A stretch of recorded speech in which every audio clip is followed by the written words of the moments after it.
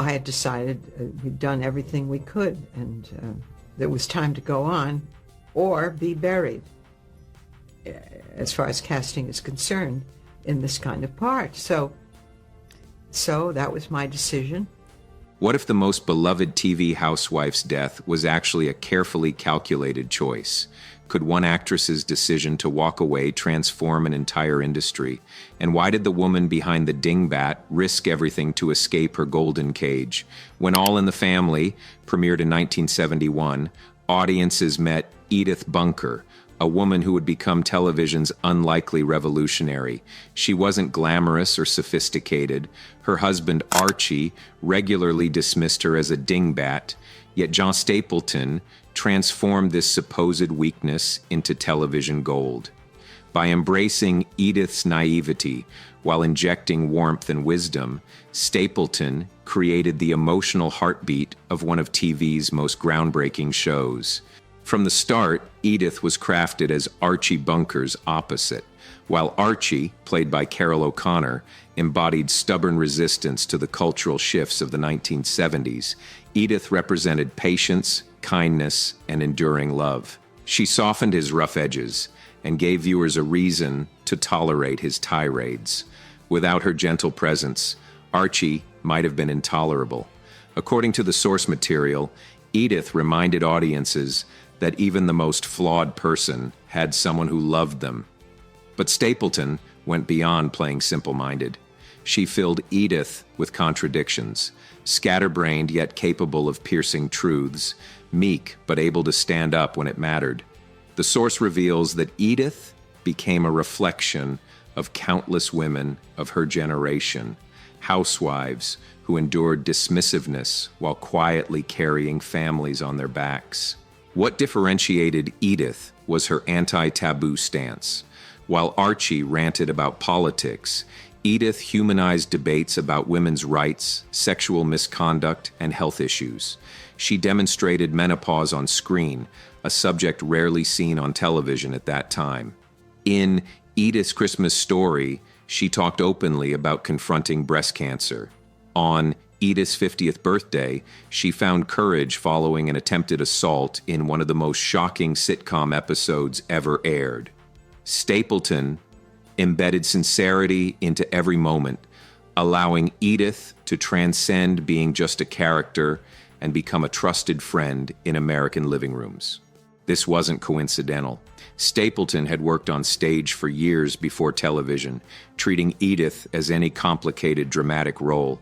She purposely shaped her mannerisms, the fluttering hands, the nasal queen's accent, the exaggerated pauses, even her off-tone singing in the opening theme, "Those Were the Days," was carefully crafted to show Edith's unrefined, real quality.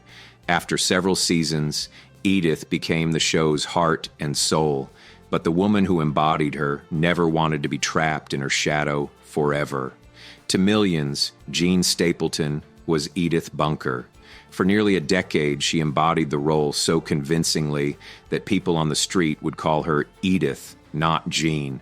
But behind the scenes, Stapleton was an accomplished performer with decades of theater experience who quietly feared Edith was becoming both her blessing and curse. Stapleton's career didn't begin with television fame. She had spent years honing her craft in Broadway productions, supporting musicals like Damn Yankees and Funny Girl. To her, Edith Bunker was just one role. Important, yes, but not the totality of her artistic ambition. She didn't want to be frozen in time as the dingbat when she knew she had range to tackle Shakespeare, Chekhov, or complex dramatic parts. At her peak, Stapleton rode through success, winning 3 Emmy Awards and 2 Golden Globes for Edith. Her talent was validated, but she became anxious that her high-pitched voice, quirky mannerisms, and scatterbrained charm would always see her typecast as Edith in fans' eyes. According to the source, playing Edith also took its toll, balancing comedy with the deeper truth that many real women endure dismissal in their marriages wasn't something one could easily discard after a day's shoot. By the 9th season of All in the Family, Stapleton had begun hinting it was time to move on. She feared continuing would only dilute the character in viewers' minds. The source reveals that Stapleton believed Edith was better off exiting with dignity than fading into caricature. Her conversation with creator Norman Lear was based on both respect and sorrow. He was at a loss about losing Edith. He reportedly told Stapleton, "To me, she isn't just a character." But Stapleton stood firm. Edith was fictional, but Jean Stapleton was real, and she had more stories to tell. Once Stapleton decided to leave, Lear and the creative team faced an unprecedented problem. According to the source material, Lear believed Edith was too singular to be replicated. Stapleton had given her quirks, warmth, and contradictions no other performer could capture. Viewers would reject any substitute. So Lear took the bold path. Edith's story had to end. The writing staff could have scripted a theatrical on-screen death, but Lear and Stapleton felt Edith deserved dignity. She would simply die quietly, off-screen, from a stroke, sudden, quiet, and shattering, like how death normally comes in real life. This decision threw shockwaves.